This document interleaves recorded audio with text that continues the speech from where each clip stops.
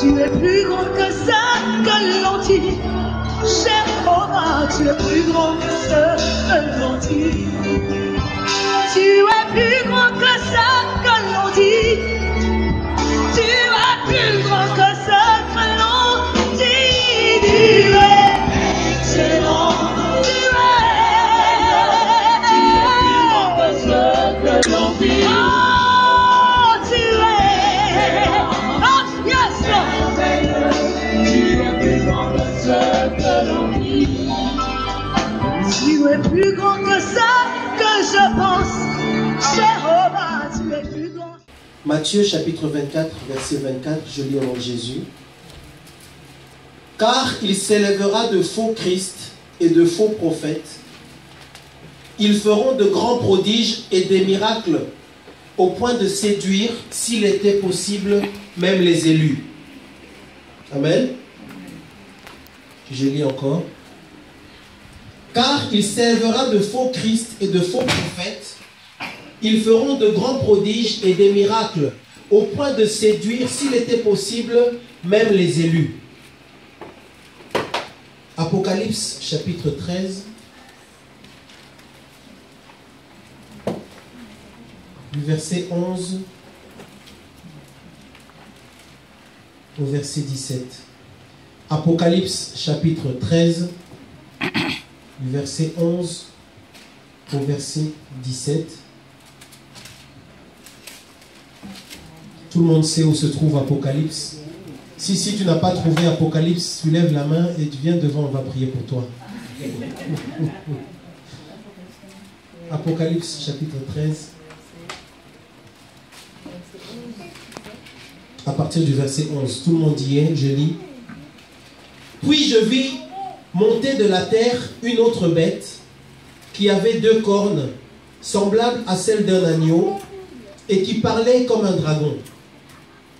Elle exerçait toute l'autorité de la première bête en sa présence. Et elle faisait que la terre et ses habitants adoraient la première bête dont la blessure mortelle avait été guérie. Elle opérait de grands prodiges, même jusqu'à faire descendre du feu du ciel sur la terre à la vue des hommes. Et elle séduisait les habitants de la terre par les prodiges qui lui étaient donnés d'opérer en présence de la bête, disant aux habitants de la terre de faire une image à la bête qui avait la blessure de l'épée et qui vivait. Au verset 15. Et il lui fut donné d'animer l'image de la bête, afin que l'image de la bête parlât, et qu'elle fit que tous ceux qui n'adoreraient pas l'image de la bête fussent tués. Et elle fit que tous, petits et grands, riches et pauvres, libres et esclaves, reçussent une marque sur leur main droite ou sur leur front, et que personne ne put acheter ni vendre sans avoir la marque, le nom de la bête ou le nombre de son nom. Voilà. Le verset qui m'intéresse le plus dans ce passage, c'est le verset 14. Et elle séduisait les habitants de la terre par les prodiges qui lui étaient donnés d'opérer en présence de la bête. Elle séduisait les habitants de la terre par des prodiges. Amen. Elle séduisait les habitants de la terre par des prodiges. Alors le thème dont nous allons parler aujourd'hui par la grâce de Dieu, c'est l'envoûtement par les miracles. Amen. L'envoûtement par les miracles. Prions le Seigneur. Dieu d'Abraham, Dieu d'Isaac, Dieu de Jacob, Seigneur, je viens te demander aujourd'hui encore, ce matin, Seigneur, utilise-moi, Seigneur, parle par ma bouche, parle à tes enfants, Seigneur, par ton esprit, que le Saint-Esprit puisse nous enseigner, que l'Esprit de Dieu puisse nous parler, parce que tu es Dieu, c'est toi qui es l'enseignant, c'est toi qui nous parles, Seigneur Dieu. J'ai besoin que tu touches le frère de mon cœur, que tu touches le cœur de ma soeur, et que cette parole, Seigneur Dieu de gloire, puisse vraiment nous faire du bien, Seigneur, nous faire grandir, nous faire avancer, Seigneur, de gloire en gloire et de victoire en victoire. Au nom de Jésus-Christ de Nazareth, nous avons prié. Amen. L'envoûtement par les miracles. Est-ce que tu peux dire avec moi l'envoûtement par les miracles? Donc, Apocalypse 13, 14. Elle séduisait les habitants de la terre par les prodiges qui lui était donné d'opérer en présence de la bête. Vous savez, bien aimé, ces derniers temps, on est un tout petit peu attristé parce que on se rend compte que des gens dont des soi-disant serviteurs de Dieu, dont on pensait qu'ils étaient vraiment serviteurs de Dieu, petit à petit, on commence à se rendre compte que certains d'entre eux ne sont pas du tout serviteurs de Dieu. Amen. Et la Bible dit que dans les derniers temps, il s'élèvera des prophètes, des apôtres, tout ce qu'on veut, des pasteurs, qui en fait feront des miracles, ils feront des prodiges. Les mots miracle et prodige viennent de la même racine grecque, c'est la même chose. Un prodige, un miracle. Et le livre dit qu'ils feront de grands prodiges, de grands miracles, des choses incroyables, au point de séduire même les élus, si c'était possible, même les élus. Donc la Bible dit que normalement, ça ne devrait pas être possible. Il ne devrait pas être possible que ces faux apôtres, ces faux prophètes puissent séduire les élus. Mais la Bible dit que certains des élus quand même seront séduits. Amen. C'est pourquoi aujourd'hui nous voulons parler de ce thème, l'envoûtement par les miracles. Parce que vous verrez que ces gens, ils manifestent toujours certains dons surnaturels ou certaines grâces surnaturelles, des miracles, des dons, des révélations. Et il y aura toujours une part de surnaturel qui va se manifester. Et c'est par là que se fait l'envoûtement. C'est par là que se fait la séduction. Et les enfants de Dieu aujourd'hui, dès qu'ils voient quelque chose qui a l'air surnaturel, ils croient que ça veut dire que nous validons le ministère. Alors que ça, c'est totalement faux. Amen. Et c'est notre responsabilité de parler de ces choses, d'avertir le peuple de Dieu par rapport à ce que la Bible dit, que dans les derniers temps, certains viendront, ils feront des signes et des miracles, mais ils ne seront pas de Dieu. Amen. Ça, c'est très, très, très important. Certains d'entre vous perdront beaucoup de temps, seront beaucoup dans la souffrance, vont être abusés par beaucoup d'hommes de Dieu, de soi-disant hommes de Dieu, parce que la chose qui les aura attirés sera été les miracles, sera été la révélation, sera été les dons. D'accord? Sera été les dons spirituels. Puisqu'il a l'onction, entre guillemets l'onction, puisqu'il a les dons, puisqu'il a des révélations, eh bien nous pensons que ça doit être de Dieu. Et ça c'est totalement faux. Amen. Nous devons faire attention à ça. Juste d'abord une petite définition. J'ai pris le mot envoûtement, donc j'ai dit envoûtement par les miracles. Le dictionnaire Larousse, quelle est dans le Larousse, quelle est la définition du mot envoûtement ou envoûter? L'envoûtement, c'est l'action, en fait, c'est l'action d'envoûter ou d'être envoûté. D'accord? C'est ça l'envoûtement.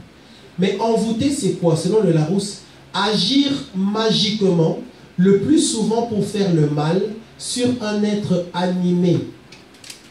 Entre parenthèses, un être animé ou un être envoûté ou un être contrôlé. Agir magiquement. Quand on dit agir magiquement, ça veut dire qu'il y a forcément une intervention spirituelle. Il y a forcément l'intervention d'un esprit ou de plusieurs esprits qui ne sont pas le Saint-Esprit de Dieu. Amen. C'est là qu'on parle d'envoûtement. Agir magiquement le plus souvent pour faire le mal sur un être animé par l'intermédiaire de son effigie, statuette de cire, photographie. On parle aussi de dominer, subjuguer par un attrait irrésistible. Il y a une expression, par exemple, on dit envoûter son auditoire. Alors maintenant, ce qui est intéressant, c'est de regarder au niveau des synonymes du mot envoûtement. Le Larousse dit que les synonymes du mot envoûtement, c'est charme, c'est enchantement, c'est ensorcellement, c'est fascination et c'est aussi séduction. N'est-ce pas intéressant de voir que les mots envoûtement et séduction vont dans le même panier? Et la Bible nous parle ici de séduction. Apocalypse chapitre 13, verset 14. Et elle séduisait. Donc ça veut dire qu'elle envoûtait. Ça veut dire qu'elle charmait. Ça veut dire qu'elle ensorcelait. Ça veut dire qu'elle fascinait les habitants de la terre par les prodiges qui lui étaient donnés d'opérer en présence de la bête. Juste pour remettre dans le contexte, dans Apocalypse, ce sont les révélations que Dieu nous a données au travers de son serviteur Jean. Et dans Apocalypse chapitre 13, la première partie du chapitre 13, avant d'arriver au verset 11, on parle en fait de la bête. Amen. On parle ici de la bête qui monte de la mer. La bête qui monte de la mer, c'est l'antichrist. C'est-à-dire qu'il va y avoir à un moment donné un homme ici sur cette terre. Certains pensent qu'il est déjà là. C'est l'antichrist. Donc il est contre Christ. Il est l'inverse de Christ. Il fait tout ce qui va contre Christ. Et cet antichrist-là, il sera en fait un chef militaire et politique. Un chef militaire et politique. Et il va dominer sur le monde entier, cet antichrist-là. Et à partir du verset 11, on nous parle maintenant d'une autre bête. C'est la bête qui monte de la terre. Et ici, en fait, cette bête-là, c'est ce qu'on appelle le faux prophète. Et il s'agira là, par contre, d'un homme spirituel, d'un homme religieux. Lui, il ne sera pas un chef militaire. Il sera en fait l'aspect religieux ou spirituel. Et il viendra pour séduire les nations, pour séduire le monde entier. Et vous verrez qu'à partir du verset 14, si vous voyez au verset 14, elle séduisait les habitants de la terre par des prodiges qui lui étaient donnés d'opérer en présence de la bête. Donc il y a deux choses. Elle séduit, donc elle envoûte. Elle séduit les habitants de la terre. Et comment est-ce qu'elle fait pour séduire les habitants de la terre? Elle le fait par des prodiges. Donc elle le fait par des miracles. Vous voyez que le principe dont nous parlons est un principe qui existe. La séduction par le prodige, ou la séduction, ou l'envoûtement par le miracle. Et dans ce passage, il y a trois phases. Première phase, on séduit. Il y a deux phases, pardon. Dans la première phase, on séduit par les prodiges. Et ce qui est important ici, regardez ici, là. Elle séduisait les habitants de la terre par des prodiges qui lui étaient donnés d'opérer en présence de la bête, virgule, disant aux habitants de la terre de faire une image à la bête qui avait la blessure de l'épée et qui vivait. Donc, le principe ou le schéma d'action, c'est d'abord de séduire par les miracles et après de parler. D'accord? Elle séduit par les prodiges et après elle dit des choses aux habitants de la terre. Amen. Et cet esprit-là, cette forteresse-là, travaille déjà sur la terre. En tout cas, ces esprits-là sont déjà présents sur la terre. Quels esprits? Les esprits qui poussent les faux serviteurs de Dieu à séduire par les miracles et à parler et à enseigner de l'autre côté. Et vous savez que quand les enfants de Dieu viennent, quand ils voient les miracles, entre guillemets, les soi-disant miracles, quand ils voient les soi-disant manifestations spirituelles, du coup, ils sont séduits, ils sont envoûtés. Et quand la deuxième phase du schéma, c'est que ces gens-là vont parler, ils vont dire des choses. Du coup, on va accepter tout ce qu'ils disent sans réfléchir. Parce qu'on a vu des miracles. Parce qu'on a vu des prodiges. Amen. Alors, fais attention à ça. Et par la grâce de Dieu, je veux vraiment enseigner ce point aux enfants de Dieu. Amen. Nous sommes dans des temps difficiles. Nous sommes dans des temps troubles. Le diable sait que s'il vient avec le mal vers l'église de Dieu, les enfants de Dieu vont le rejeter. Il le sait. Parce qu'il sait qu'au milieu de nous, il y en a qui font vraiment partie de l'église de Dieu.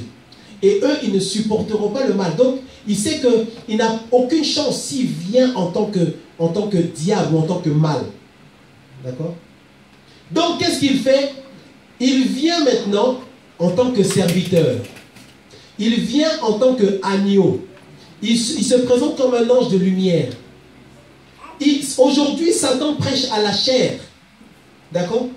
Parce qu'il sait que s'il vient de cette manière-là, il fera des miracles, il fera des prodiges. Et les enfants de Dieu qui n'auront pas écouté cet enseignement, ou qui ne l'auront pas pris à cœur, ou qui ne l'auront pas mis en pratique, ils seront forcément séduits et envoûtés. Et donc, ils vont accepter tout ce qui sera dit, sans même aller vérifier dans la parole de Dieu, parce qu'ils auront vu des prodiges. Amen. Amen. Alors je vais dire certaines choses et certains d'entre vous, pendant que je vais parler, vont penser à certains hommes, certaines femmes de Dieu que vous connaissez. D'accord? Parce qu'il y en a ici en France, il y en a aussi partout dans le monde. D'accord? Mais je ne dis pas ces choses pour que vous puissiez surtout penser à certaines personnes. D'accord? Je dis ces choses parce que vous devez comprendre et recevoir le principe. Pourquoi? Parce que la personne à laquelle vous penserez pendant que je dirai ces choses-là, elle passera. Mais demain, il y en aura d'autres. Et après-demain, il y en aura encore d'autres. D'accord? Aujourd'hui, il y a des petits jeunes qui ont 15 ans, 16 ans, 17 ans. On ne les connaît pas. Mais dans quelques années, c'est eux qui seront les faux apôtres et les faux prophètes. Et ces gens-là, quand ils se présentent, ils ont des révélations. Vous savez que Satan peut aussi faire des miracles. Il faut savoir que le diable peut aussi faire des miracles. Donc, le don spirituel ou la manifestation d'un don ou d'une grâce n'est pas un élément qui devrait nous permettre de valider un ministère. Est-ce qu'on est d'accord? Ce n'est pas parce que tu prophétises et ce n'est même pas parce que ce que tu dis est vrai que je considère que tu es serviteur de Dieu, donc que tu es vraiment envoyé par le Dieu d'Israël. Les enfants de Dieu sont séduits et attirés par les dons, par les grâces. Amen. Qui est le plus grand serviteur de Dieu dont on parle dans la parole de Dieu dans la Bible? Qui est le plus grand? Ok, c'est vrai. Après Jésus, au niveau des hommes, qui est le plus grand? Jean-Baptiste. Élie. Qui a dit Élie? Élie. Ok. Qui d'autre? Jean-Baptiste. Qu'est-ce que tu dis toi? Élisée. Voilà. Certains diront Moïse. Certains diront Abraham. D'accord? Ceux qui disent Élie, Élisée, Moïse, Abraham, là. Est-ce que vous savez pourquoi ils disent ça? Parce que ce sont des hommes qui ont été puissamment utilisés par Dieu. C'est vrai. Et vous voyez que quand Jésus a dû lui donner sa version de la réponse à cette question-là, lui il a dit, c'est Jean-Baptiste, point. Donc vous voyez que l'homme est attiré par le don spirituel, ou la grâce, ou la puissance, ou entre guillemets pour certains l'onction. L'homme est attiré par la partie surnaturelle qu'une autre personne a dégagée. Moïse, qui était puissant comme Moïse? Moïse a délivré un peuple entier.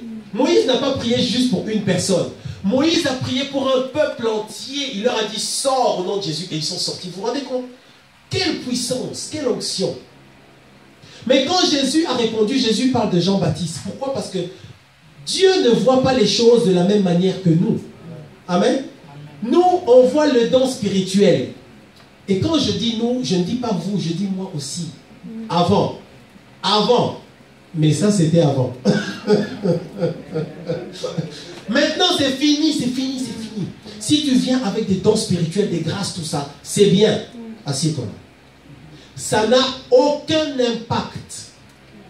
Et je veux vous le dire, frères et sœurs, je ne dis pas que nous devons rejeter, ne pas considérer les dons et les grâces. Mais ce ne sont pas des éléments qui qualifient un ministère. D'accord? Dieu a une autre classification, d'autres références, et on va en parler. Amen. Donc, Dieu, lui, Jésus dit que c'est Jean-Baptiste. Pourquoi? Parce que la grandeur selon Dieu consiste en ce que l'homme fasse ce pourquoi il a été envoyé. Il dit, vous dites Moïse, vous dites Abraham, vous dites Élie, Élisée. Oui, c'est vrai. Mais moi, je dis Jean-Baptiste. Parce que Jean-Baptiste a été envoyé pour parler du plus grand plan que Dieu avait de la venue de Jésus-Christ de Nazareth sur la terre. Il dit Jean-Baptiste, et il dit, de ceux qui sont sortis de ventre des femmes, il ne s'en est pas levé un qui soit plus grand que Jean-Baptiste. Et il dit que, mais dans le royaume de Dieu, le plus petit dans le royaume est plus grand que Jean-Baptiste. Vous vous rendez compte, Dieu a une autre façon de voir les choses. Amen. Est-ce que tu es attiré par les dons spirituels? Demande un peu à ton voisin, est-ce que tu es attiré par les dons? Demande à mon voisin de droite, est-ce que tu es attiré par les prophéties? Maintenant, regarde celui qui est devant toi, dis-lui, tu aimes ça, hein? Les enfants de Dieu, aujourd'hui, ils sont comme ça. Attention, non, une onction comme ça, non, en tout cas, des choses comme ça. Et ça crie, et surtout les femmes, là, on se roule par terre. C'est vrai que Dieu agit. C'est vrai que parfois c'est Dieu. Attention, je ne dis pas qu'il ne peut pas y avoir de manifestation surnaturelle avec Dieu. Dieu est surnaturel. Tout ce que Dieu fait, c'est surnaturel. Quand Dieu a créé le ciel et la terre, c'est surnaturel. D'accord? C'est vrai.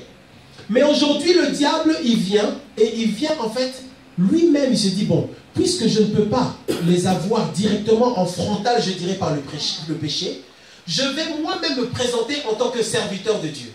Je vais moi-même prêcher. Et vous verrez que maintenant, les enfants de Dieu, ils aiment tellement ces choses que si, je vous dis frères et sœurs, si ici à Lyon, un homme vient avec un grand magicien, s'il vient ici en costume cravate, s'il sait prêcher, enseigner, s'il donne des révélations, s'il y a des soi-disant guérisons, frères et sœurs, son église sera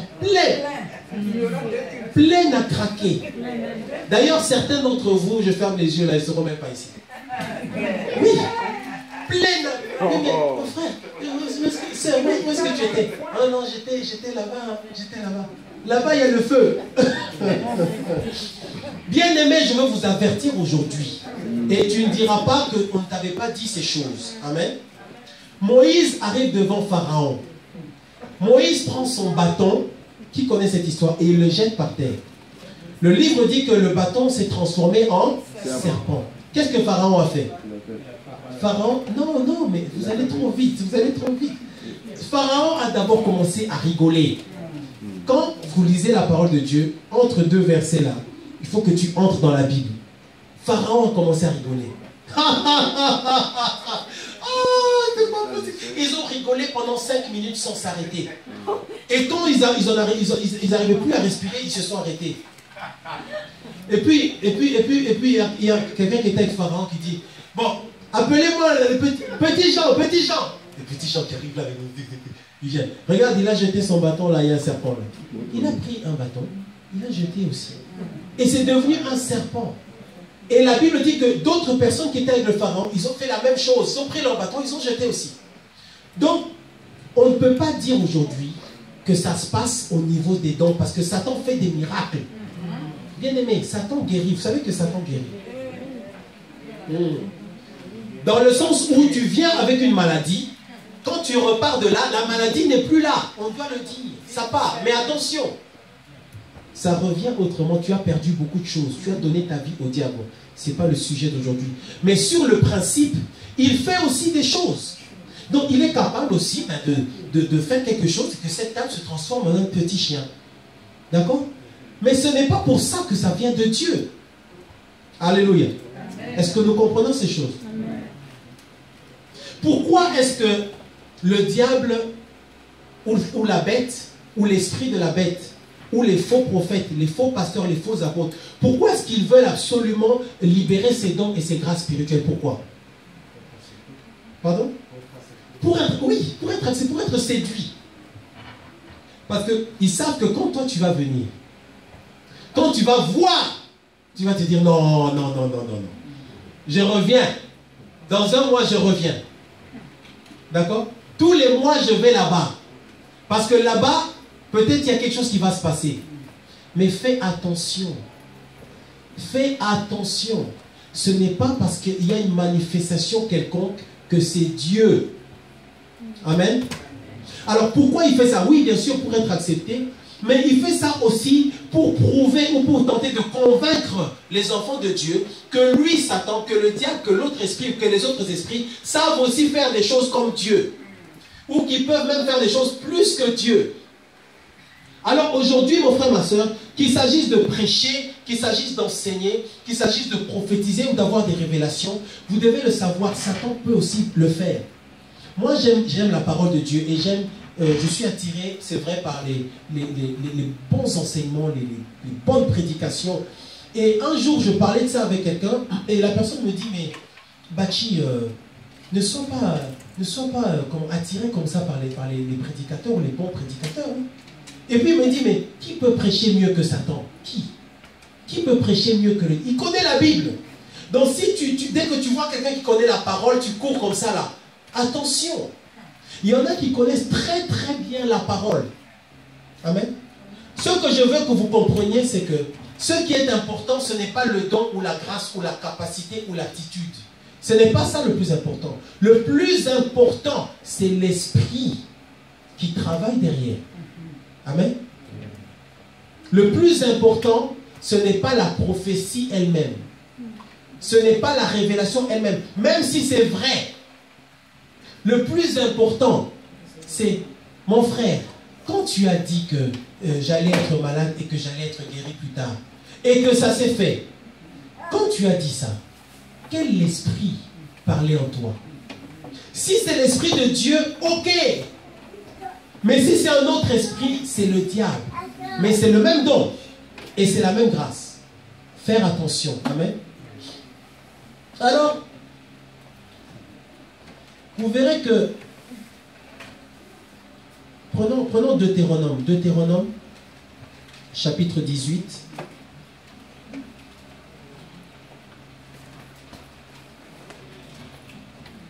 Deutéronome, chapitre 18, verset 20. Du verset 20 au verset 22.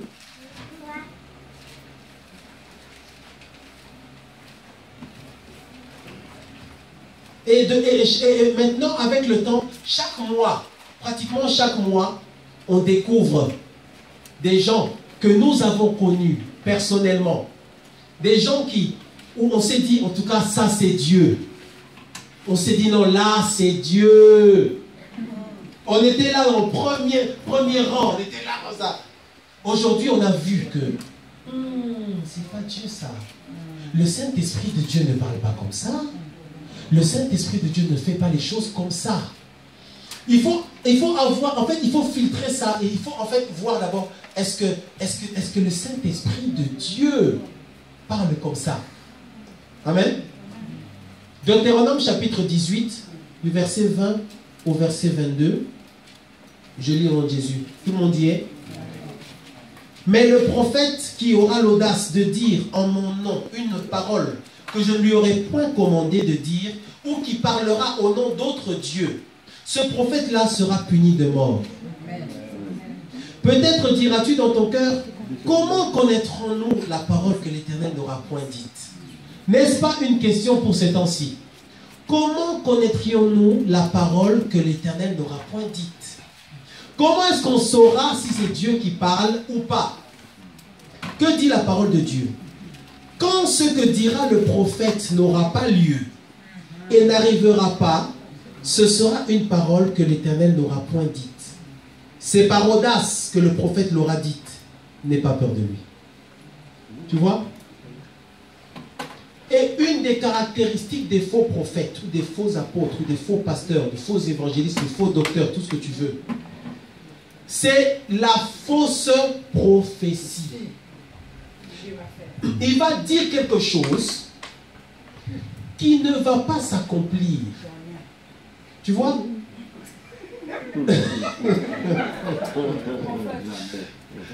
Il va dire quelque chose, bien aimé, on ne se moque pas de Dieu.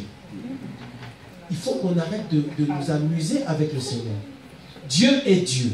Amen. Nous devons être sérieux avec Dieu. Dieu ne ment pas.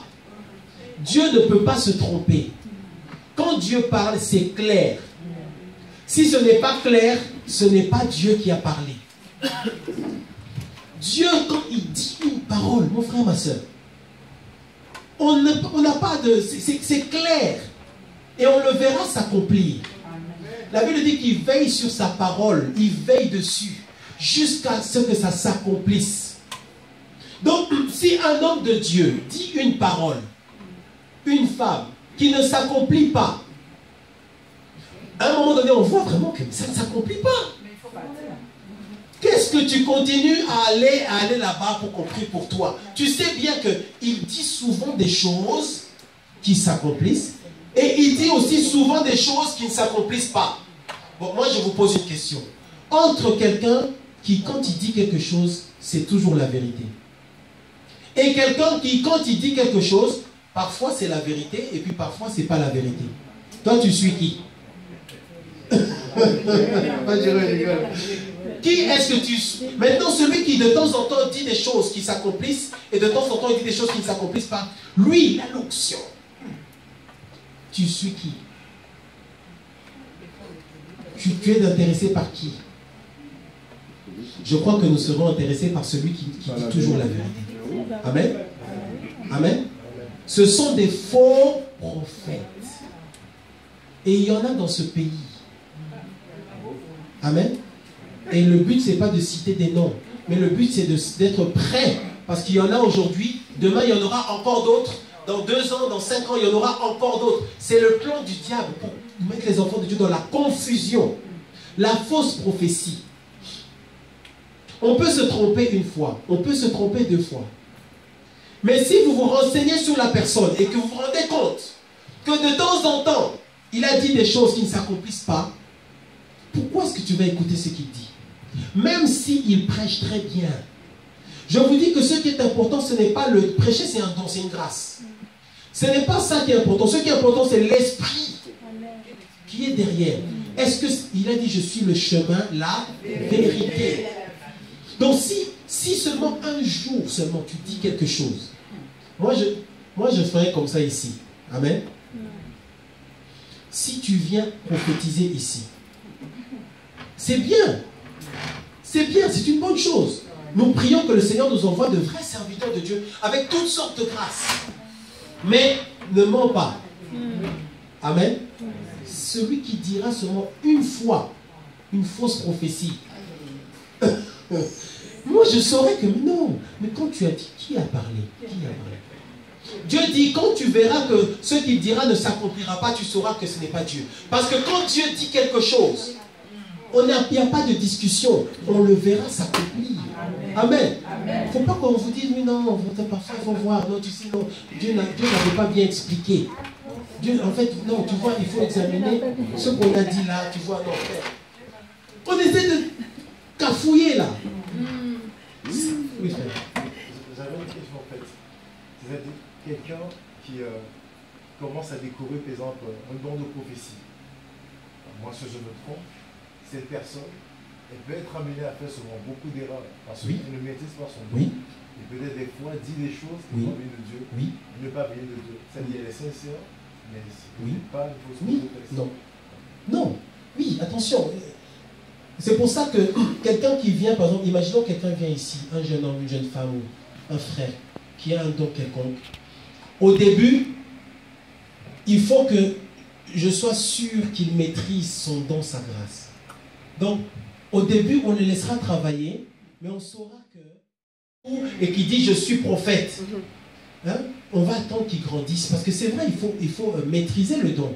Parfois, il se trompe parce qu'il croyait que ça voulait dire ça. Il a mal reçu. Ça existe. Mais à partir du moment... Là, je vous parle des serviteurs vraiment dont on considère qu'ils sont confirmés, entre guillemets. Ceux-là, mais tu n'es plus un enfant. Mais c'est vrai pour les débutants, oui, c'est vrai, il y aura beaucoup d'erreurs par rapport à n'importe quelle grâce. On est d'accord, d'accord. Mais souvent, un de ces signes-là, et je vais vous donner 10 points importants à surveiller. Amen. Pour qu'on ne te trompe pas demain. Première chose, attention aux fausses prophéties. Dieu ne ment pas. Amen. Les Ivoiriens ils disent ça ment pas. C'est pas possible que tu viennes me dire que finalement ce que tu avais dit hier, en fait il faut revoir. Non, tu vois. Non. Amen. Ou Dieu parle et ça s'accomplit, ou bien Dieu n'a pas parlé. Et quand Dieu n'a pas parlé, on ne force pas. Vous avez lu ce passage en Deutéronome.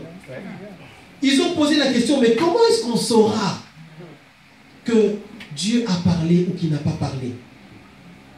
Dieu leur dit, quand ce que dira le prophète n'aura pas lieu et n'arrivera pas, vous considérez que c'est une parole que Dieu n'a pas dit.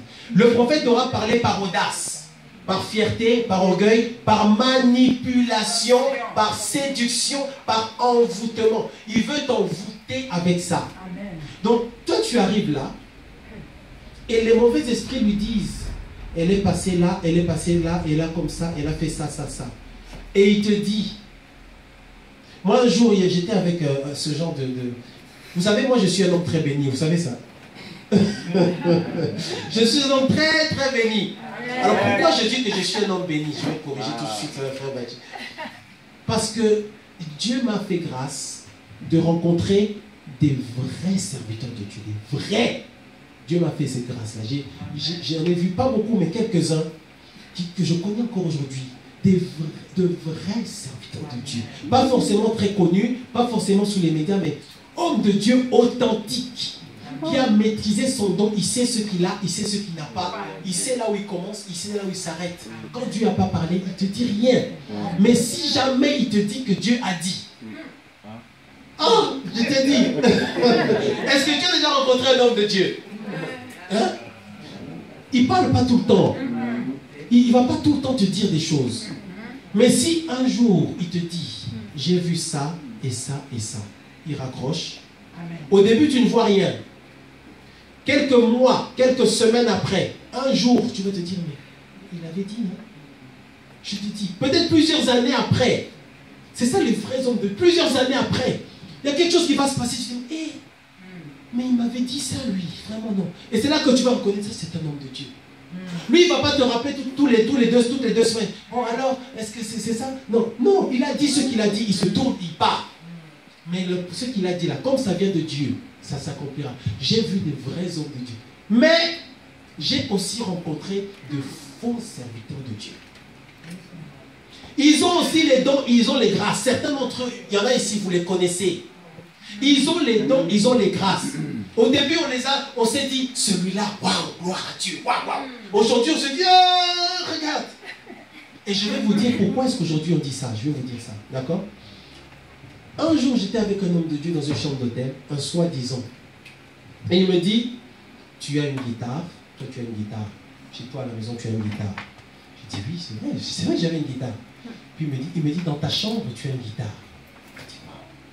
C'est vrai en plus. On n'était pas à la maison, donc il me dit ça. Je lui dis, c'est une révélation en tout cas, que c'est vrai que j'ai une guitare. Tu parles anglais? Tu parles anglais? J'ai dit, oui, c'est vrai, je parle anglais. Et tu es appelé à ça, ça, ça, ça, ça. Et Dieu va faire ça, ça, ça. Et c'était des confirmations par rapport à des choses que je savais déjà. Et quand je sors de là, je suis allé dire à quelqu'un, tu sais, mais j'ai rencontré tel homme, il m'a dit ça, ça, ça, ça. Et j'ai dit ça en disant donc que c'est un serviteur de Dieu, quoi. Regardez. On m'a dit, mais ce qu'il t'a dit là, ça change quoi? Ça change quoi? Tu verras que dans le domaine de la fausse prophétie, souvent l'ennemi va te dire des choses qui ne t'apportent rien. D'accord? J'ai pas beaucoup de temps là. Prenons le temps. Prenons le temps. Vite fait, hein? Regardons un peu Ésaïe chapitre 11. Ésaïe chapitre 11. Il faudra qu'on revienne sur ces aspects-là. Amen. Il faut qu'on te mente plus. Arrête d'aller pour qu'on prie pour toi, qu'on t'impose les mains, tout ça. Alors que tu sais bien que sur certains aspects-là, on est à côté de la vérité. Mais les enfants de Dieu ne veulent pas voir les choses en face. Les enfants de Dieu ne veulent pas méditer eux-mêmes la parole de Dieu pour comparer et vérifier les Écritures. Vérifier ce qui est écrit. Regarde, Ésaïe chapitre 11. Donc la personne qui, par rapport à l'illustration dont je vous ai parlé, la personne qui me disait, oui mais la personne qui t'a parlé de la guitare, du fait de parler anglais là, qu'est-ce que ça t'apporte? Il m'a donné ce passage là. Regarde, Ésaïe chapitre 11. Puis un rameau, verset 1. Puis un rameau sortira du tronc d'Ésaïe et un rejeton naîtra de ses racines. On parle de Jésus.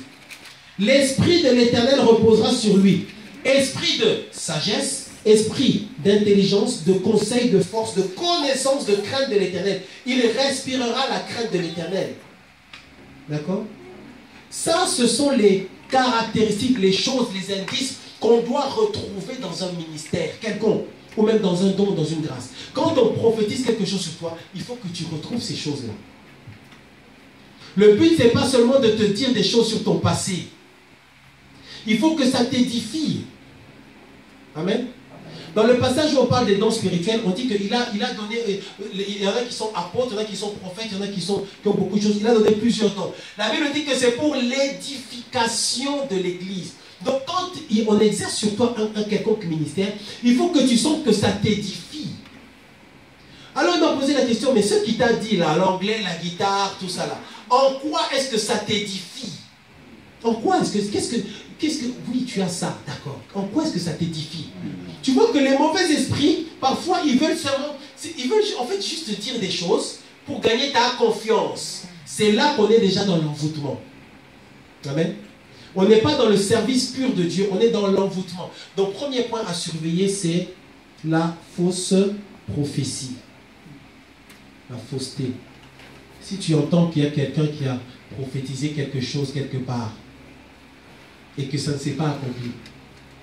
D'accord? Ne soyons plus dans les sentiments. Ça ne s'est pas accompli. Donc tu as menti. Or Dieu ne ment pas. Amen. Deuxième point. Vous verrez que ces gens-là, souvent, ils sont entourés d'une équipe. Moi, je m'aimerais bien poser une question. Oui. Parce que la Bible parle aussi qu'il y a des prophéties conditionnelles. Oui. Donc la personne doit remplir les conditions pour que la prophétie puisse se réaliser. Tant que la personne n'a pas accompli ou a rempli les conditions, bah, la prophétie aussi, ça se... Oui, c'est vrai. Qu'est-ce que tu dis de ça? C'est vrai qu'il y a le cas des prophéties conditionnelles. Donc on te dit que tu auras une promotion au travail. Et ça vient de Dieu. Maintenant, toi, tu commences à voler à ce travail-là, tu commences à voler. Et puis, tu perds le travail. Et après, tu vas venir dire, celui-là, c'est un faux prophète parce qu'on m'a viré. D'accord? Ça, c'est autre chose. Mais si cette personne-là, chaque fois qu'elle prophétise, c'est conditionnel et ça ne marche pas, là, il y a un problème. D'accord? Vous verrez que ce qui est intéressant avec le diable, c'est que, attends, juste, c'est que, il ne fait pas la chose qu'une seule fois. Ça reviendra. Il va faire la chose. Quelque temps après, vous entendrez encore que ça s'est fait. Et c'est là que vous savez qu'il y a un système de mensonges. Et il faut être attentif. C'est pour ça qu'il faut se renseigner. La Bible dit que la réputation, c'est comme le parfum. C'est mieux que le parfum, la bonne réputation. Qui a déjà lu ce passage? Pourquoi est-ce qu'on dit ça? Parce que c'est important.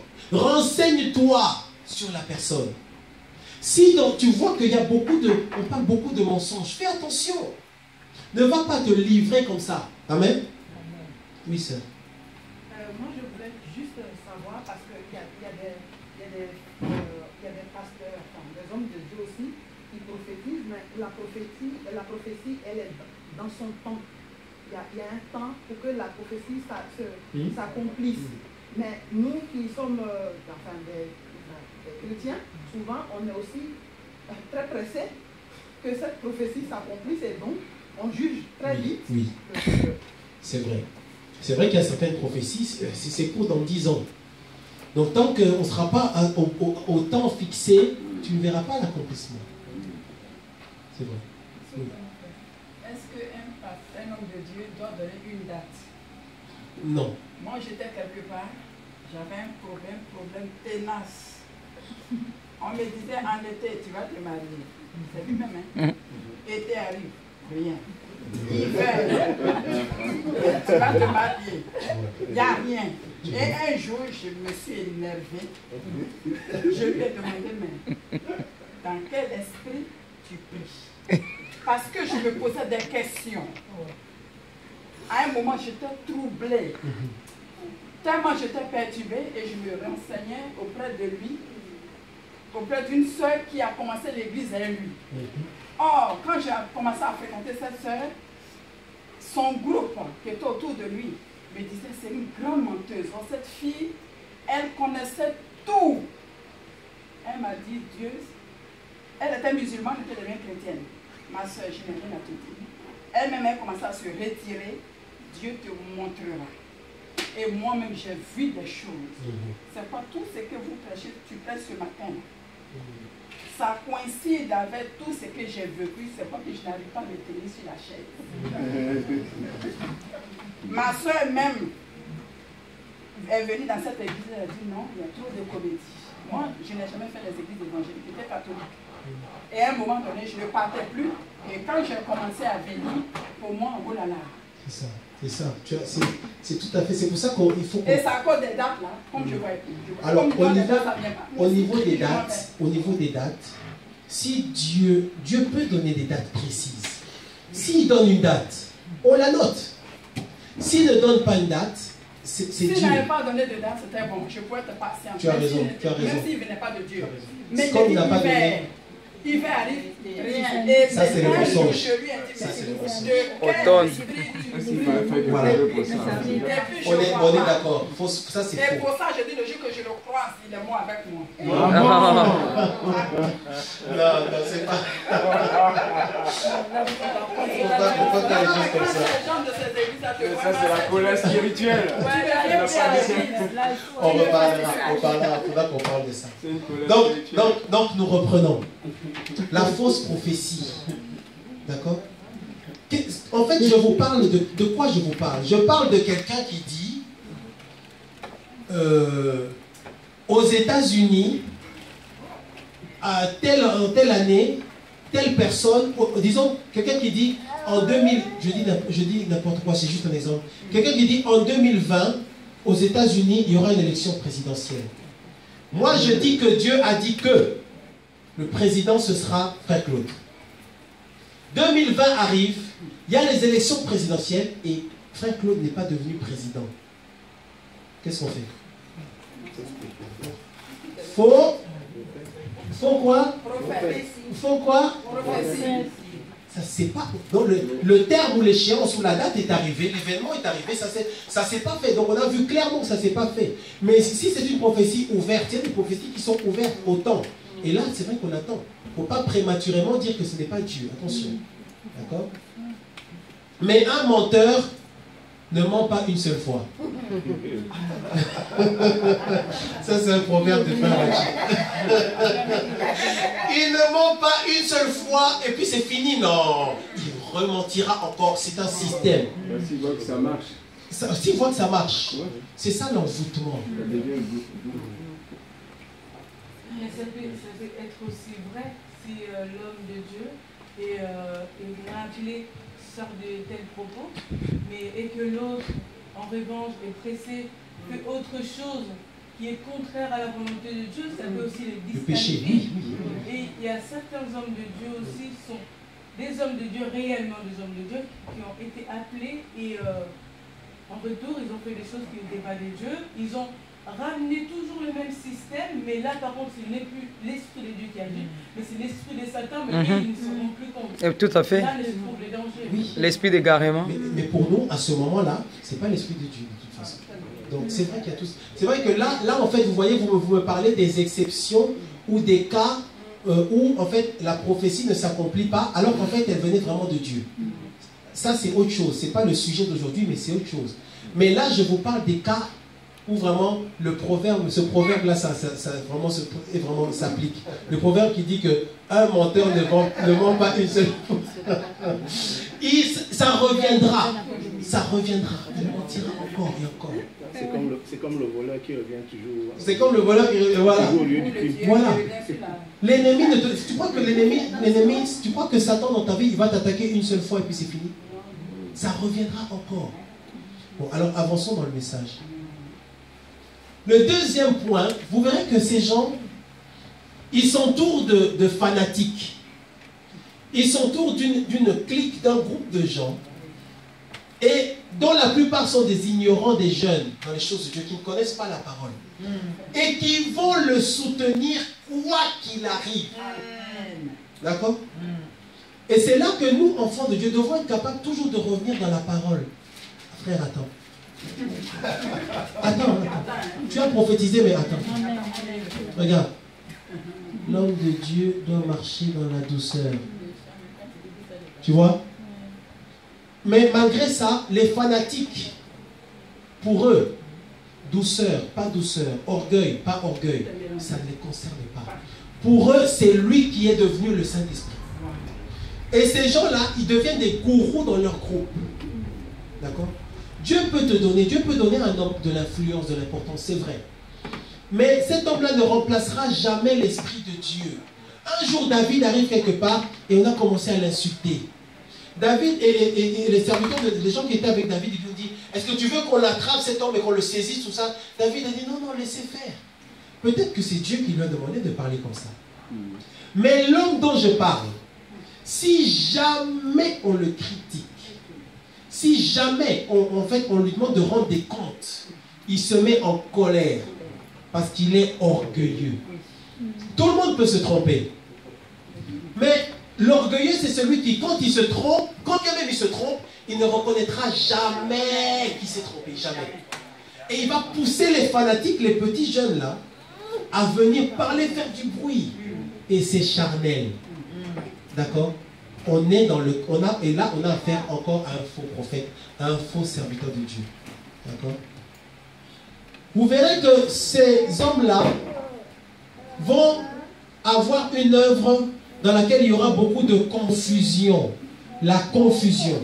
Bien-aimé dans le Seigneur, quand Dieu fait quelque chose, il le fait d'une manière claire. Le but du Seigneur, c'est que nous soyons dans la paix. Le but du Seigneur, c'est que nous soyons dans la joie.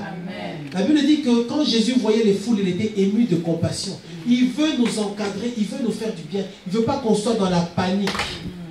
Quand une œuvre est faite et que ça n'apporte pas la paix, Jésus étant le prince de la paix, ça ne vient pas de Dieu. Amen. Amen. Dans l'œuvre de Dieu, on fait les choses dans la paix. D'accord?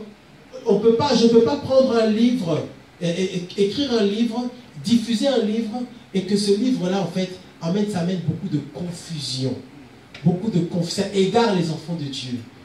Vous savez, quand on écrit des livres par rapport au code de la route, ou même quand on met les panneaux, on fixe les panneaux de signalisation au niveau de la route, on met des panneaux, pas forcément seulement pour ceux qui ont fait 10 ans d'université. On met des panneaux qui seront compris par la personne qui a 10 ans d'université, qui a bac plus 40, tout ce que tu veux, et aussi par la personne qui ne sait ni lire ni écrire. Pour que tous puissent comprendre. Mais, donc, ce n'est pas possible de faire une œuvre de Dieu qui n'arrange que certaines personnes. Donc, il n'y a que certaines personnes qui seront OK avec le livre que tu as écrit. Les autres seront perdus. Ce n'est pas le plan de Dieu. Il faut que nous puissions avoir cette finesse de raisonnement là. Si ça apporte la confusion, ce n'est pas pour nous. Amen. Je dois être très précis dans mes exemples parce que je ne vais pas vous pointer sur certaines personnes, d'accord? Le but, c'est que nous puissions vraiment être prêts pour les faux serviteurs qui viendront demain. Amen. Alors, il y a un point important aussi, c'est que ces faux serviteurs vont avoir une doctrine qui redéfinit le salut. Une redéfinition du salut. La Bible dit que le salut s'obtient par la foi. D'accord? Quiconque croit en lui sera sauvé. Celui qui croit au Seigneur Jésus, qui confesse, il est sauvé. Mais ils vont venir avec d'autres doctrines qui sont fausses. En fait, on va avoir par exemple une doctrine qui dit que, en fait, pour avoir le salut, il faut sortir de certaines assemblées. Pour avoir le salut, il faut sortir d'un certain endroit, arrêter de fréquenter certaines assemblées, et puis surtout être seulement avec nous. Et pour avoir le salut, il faut par exemple arrêter de payer la dîme, ou arrêter de payer les offrandes, ou arrêter de faire ceci, ou arrêter de faire cela. C'est ça qui va prouver ou montrer que tu es sauvé. Mais bien aimé dans le Seigneur, c'est totalement faux. Le salut, c'est quand tu crois et tu reçois Jésus-Christ de Nazareth dans ton cœur, quand ton Seigneur est sauveur. Tu es sauvé. Dîme, pas dîme, offrande, pas offrande, tout ça. C'est pas ça. C'est ta relation avec Dieu. Amen. Quand tu arriveras devant Dieu, ce que Dieu voudra voir dans ton cœur, c'est la pureté, la sanctification. Il y a une scène qui est dans la Bible qui explique l'évangile. Si tu as compris cette scène-là, tu as compris la Bible entière. Jésus est à la croix avec les deux voleurs à ses côtés. Il y a un voleur qui va reconnaître son péché, qui va se repentir. Jésus lui dira, ce soir, toi et moi, on sera dans le paradis. Mais l'autre ne s'est pas repenti, il est parti comme ça. C'est ça l'évangile, c'est ça l'image de l'évangile. Celui à qui Jésus dit, ce soir tu seras avec moi dans le paradis, est-ce qu'il a payé sa dîme? Est-ce qu'il s'est fait baptiser? Est-ce que dans ta Bible c'est écrit qu'il s'est fait baptiser cet homme-là? Dès qu'il a dit à Jésus, dès qu'il a parlé à Jésus, dès qu'il a demandé pardon, qu'il s'est mis OK avec Dieu, Jésus lui dit, ce soir, moi et toi, on sera dans le paradis. Mais ce frère-là, il a gagné. Est-ce qu'il a gagné ou pas? C'est tout ce que nous voulons. Pourtant, il n'a pas fait tous les autres chichis qu'on nous oblige à faire aujourd'hui.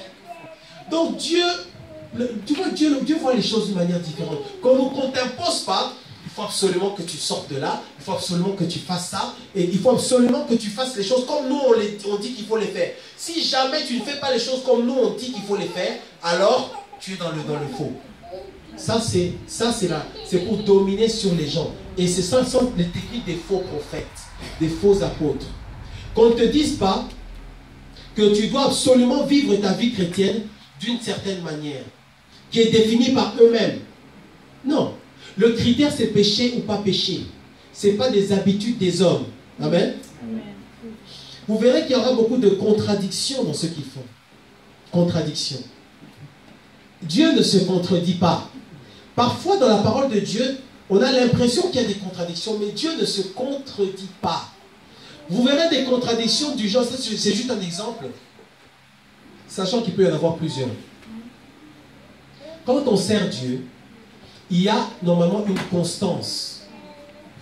On se maintient dans le plan de Dieu. D'accord? Ça ne change pas tout le temps. Il y a quand même une constance. Vous verrez quelqu'un qui aujourd'hui laisse les femmes prêcher, il laisse les femmes enseigner. D'accord? Quelque temps après, il se lève et dit, la femme ne peut pas prêcher et la femme ne peut pas enseigner. D'accord? Contradiction. En fait, il fait ce qui l'arrange lui. À ce moment-là. Et si tu repars dans le passé pour voir ce qu'il faisait avant, et surtout, tu verras qu'après, il ne voudra pas qu'on parle de ce qui s'est passé dans le passé. Il pourrait dire, je me suis trompé. Il y en a qui disent, je me suis trompé, j'ai compris les choses autrement. Ça, c'est différent. Mais quelqu'un qui ne veut même pas évoquer ce qui s'est passé dans le passé, c'est parce qu'il sait qu'en fait, il a juste changé les choses comme ça. Parce qu'il fait ce qui l'arrange. Donc, tu vois que c'est important. D'ailleurs, la Bible nous dit que quand on veut choisir un homme de Dieu, quand on veut demander un service pour le Seigneur à quelqu'un, la Bible souvent dit qu'il faut qu'on prenne quelqu'un qui a un bon témoignage. Ça veut dire quoi? Ça veut dire que c'est important de se renseigner sur les gens. C'est important de se renseigner, de savoir comment est-ce qu'ils fonctionnent, qu'est-ce qu'ils disent, quelles sont leurs habitudes, est-ce qu'il y a vraiment la crainte de Dieu. Amen. Alors, 2 Timothée, chapitre 2. 2 Timothée, chapitre 2. Je vais devoir aller rapidement. 2 Timothée, chapitre 2. Verset 24.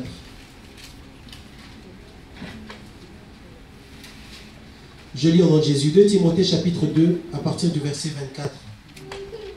Or, il ne faut pas qu'un serviteur du Seigneur ait des querelles. Donc, querelles, disputes, toutes ces choses-là. Il doit au contraire avoir de la condescendance pour tous, être propre à enseigner, doué de patience. Il doit redresser avec quoi?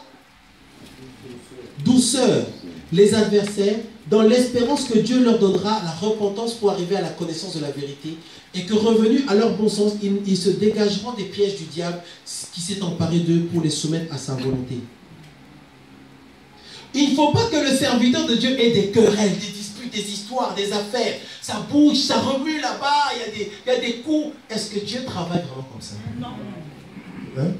Donc si tu connais un serviteur, un soi-disant serviteur de Dieu, qui fait des miracles, entre soi-disant, des guérisons, dans ses réunions c'est plein, ça bouge tout le temps.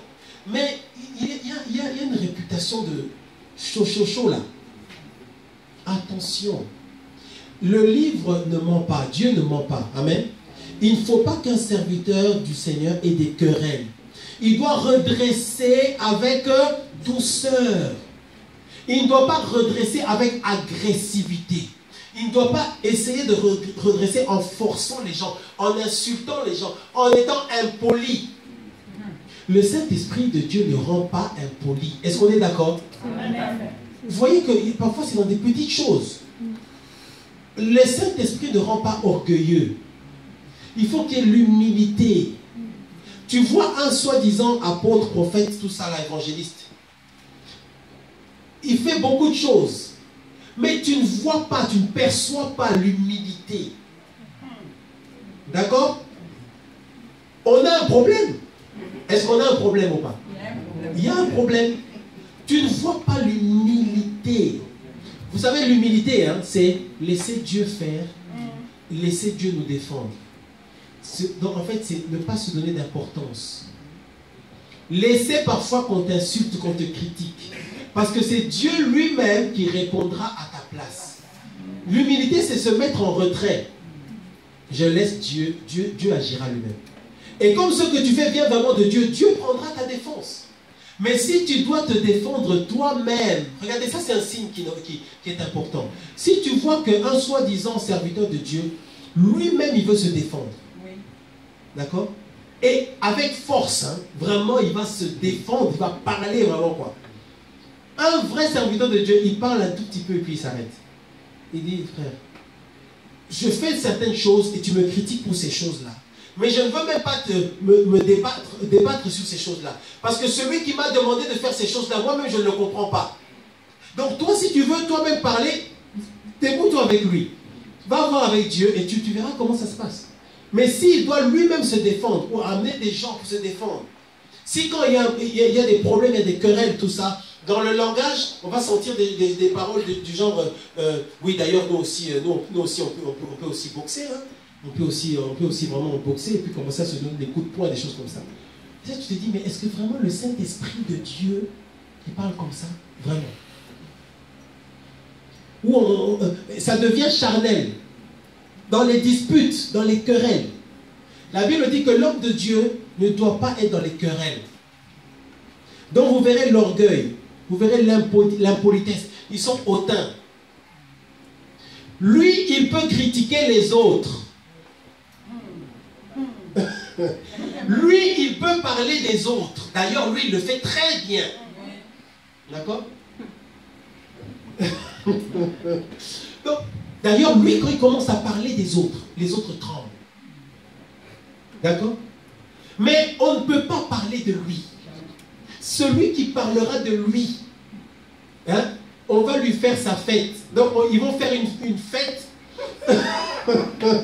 On va mettre ton nom sur une pancarte. Aujourd'hui, c'est ton jour. Et là, c'est là qu'on se dit non, ça, ce n'est pas un serviteur de Dieu. Maintenant, si toi, dès que tu vois les miracles, dès que tu vois que ça tremble, ça bouge, ça crie, tu cours, c'est ton problème. D'accord? Mais selon la parole de Dieu, Jésus-Christ est le modèle du serviteur de Dieu. Jésus-Christ est notre modèle. Un serviteur de Dieu ne l'est pas parce qu'il fait des miracles. Parce que Satan fait aussi des miracles. Un serviteur de Dieu est serviteur de Dieu parce qu'il a le caractère de Christ. Caractère de Christ. Et Dieu travaille notre caractère de jour en jour. Il travaille notre caractère, il travaille. Mais quelqu'un qui... C'est vrai qu'il peut y avoir des moments de faiblesse, il peut y avoir des moments, bon, ok.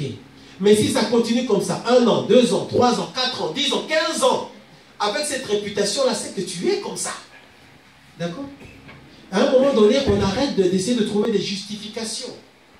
Alors, toi, si tu connais certains serviteurs de Dieu qui sont comme ça, pourquoi est-ce que tu continues à t'intéresser à eux? Pourquoi? Parce que tu es attiré par les miracles et les dons. Dès que tu vois ça, eh bien, tout le reste n'est plus important. Donc, en fait, tu dis, en tout cas, je vois les dons, je vois les miracles, les révélations, les prophéties. Même s'il se bagarre, c'est pas grave, moi j'y vais. Même s'il est un peu orgueilleux, non, c'est pas grave, c'est pas grave. T'as vu la révélation? Non, moi j'y vais. Quoi? Qu'est-ce qu'il dit? Il a dit quelque chose qui est en contradiction avec Dieu.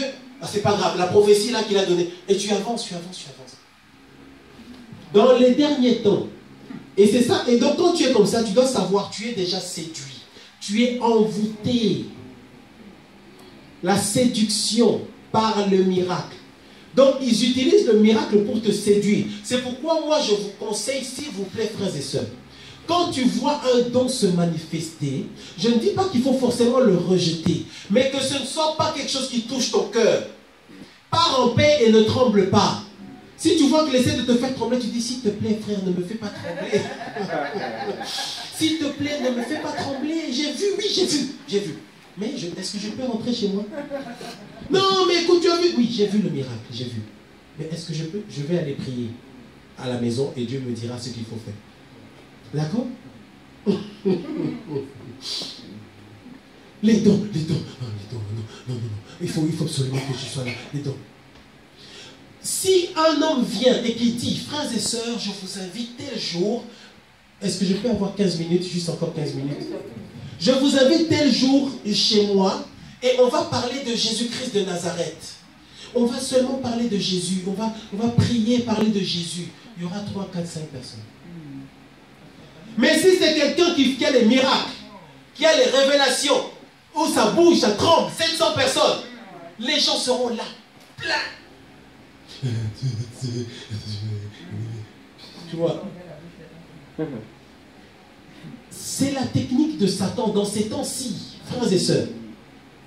Et ces gens-là